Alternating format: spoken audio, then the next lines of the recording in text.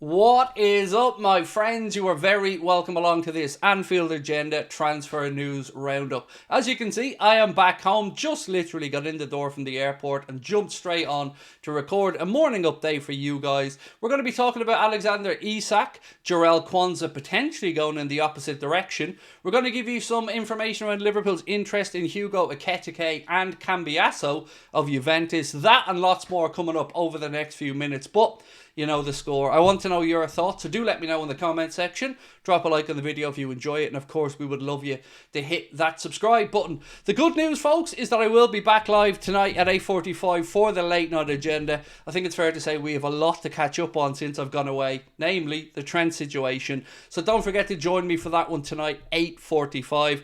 And also, delighted to say our tickets for our Liverpool end of season party are on sale. You can come and join us at the Hot Water Comedy Club Wednesday, May the 28th to celebrate the Reds' fantastic season. Join myself, Chris Stonage, Steve Bland, Connor Crosby and Jack Gill at this all ages event, and you can get your tickets with the link in the description of this video. Right, let's start off with a little bit around Martin Zubimendi, because Arsenal may be about to get a little taste of what life's like when you're pursuing Martin Zubimendi. What do I mean by that? Well, Madrid's own have said, breaking, Madrid are now moving seriously for Martin Zubimendi. The club is ready to pay the €60 million for him, and it's now up to the player.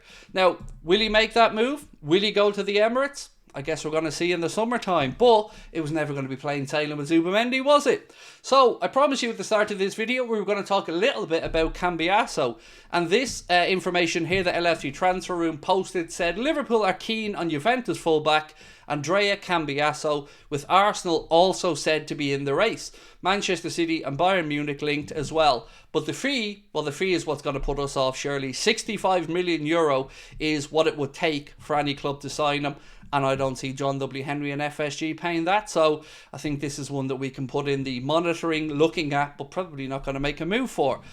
Now, Ibrahim Konate, according to Fabrizio Romano and many other journalists, extending Konate's contract is a priority for Liverpool Football Club, as it should be. I've also been getting some good vibes around the situation with our captain Virgil van Dijk. Lots of positive updates on that one, and we could well see Virgil sign that contract extension, well, soon enough, hopefully, that we've all been waiting for. Now, I'm not saying it's been agreed, but it does look as though things are moving in the right direction. If there is an upside, and I can't really think of one, but I'm trying to invent an upside to the Trent situation here for you, it may be that the club now have a bigger pot of money that they can potentially allocate elsewhere. Virgil van Dijk and Mohamed Salah's contracts, well, that would be a very good start, wouldn't it? Hugo EKITIKE. So we're looking at Alexander Isak, and we'll move on to speak about him in a minute. But we know that Liverpool have to have, well, many irons in the fire in case one or two of these deals don't work out. Liverpool scouts have been monitoring Hugo EKITIKE closely and have been for some time. His name is likely to remain in Liverpool transfer circles until his future is decided. Now, I think Newcastle will be looking at EKITIKE if they were to lose Isak. Arsenal and many other clubs in Europe also keeping an eye on him. If my memory's right, I think he joined from PSG for about €16 million, something like that. And I would say it's probably going to cost a pretty penny more than that. But don't forget, as we brought to you guys the other day, Wataru Endo is also of interest to Eintracht Frankfurt. So I don't know if maybe there's one in, one out there, or a situation that Liverpool could move to their advantage. But what I want to know from you guys is EKITIKE, Cunha, Isak, who are you thinking for that central role? Because it does look like we're going to be parting ways with Darwin Núñez. Now let's move to Alexander Isak, because this is going to be the story that I feel we're going to become emotionally invested in, but will ultimately be let down. At least that's my gut feeling on it. Look, there could be a world where FSG pony up enough money, and I'm going to talk about a potential make weight in a moment, because Newcastle are interested in not one, but a couple of Liverpool players. This piece here from Alex Crook said Newcastle are braced for a major assault from Liverpool for Alexander Isak. Isak features prominently on Liverpool's list of targets, and here's the key part: even if Mohamed Salah stays. There are players Liverpool could be willing to offload or bring into negotiations, and we'll move on to speak about that in a moment. One thing though, and you didn't think I was going to go through a video without calling out the lads that cover Liverpool. Come on now, I'm talking about the Echo journalist here, Mr. David Lynch and others. I've got a question for them. So Real Madrid were very clear, according to Fabrizio Romano, with Trent Alexander-Arnold. They said, if you want to join, it has to be on our terms or else extend with Liverpool or do whatever you want. This is what Fabrizio Romano reported. He also said Trent immediately accepted. So if Trent did immediately accept these Real Madrid proposals quite a while back, why were we being led down the garden path from many journalists covering Liverpool once again telling us that the club are positive, nothing has been decided? Again, I keep telling you, we're being manipulated, we're being waffled to, we're being lied to, quite frankly, and it needs to stop. We know we can't take what these guys say seriously anymore because they're just basically parroting the club's media. So I'm going to ask once again, if this was agreed immediately a long time ago, why is it that we were all led along and told that the club are confident, the club believe it might happen? If Trent said yes immediately, either Romano's lying or all the covering journalists of Liverpool are lying. I'll let you guys decide which one you think is lying. So back to Isak for a minute. Liverpool are potentially going to include up to 2 swap players in any deal for Alexander Isak, at least according to Alex Crook.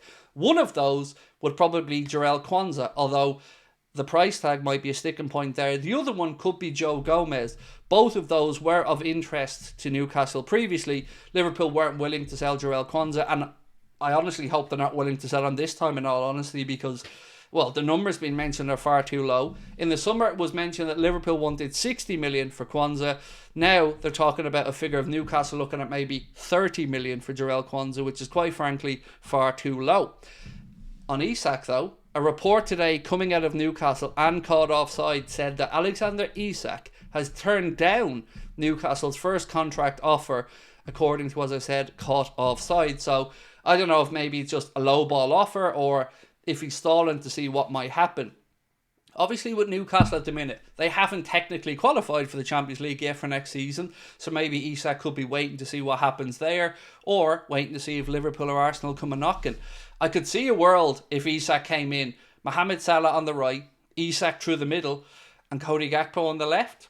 That wouldn't be too shabby. But do I think Liverpool would pony up the dough for Isak? Honestly, probably not, unless there is some make-weights in the deal. And as I mentioned, Newcastle want Jarell Quansah, but not at the £30 million valuation that they've seemingly put on him.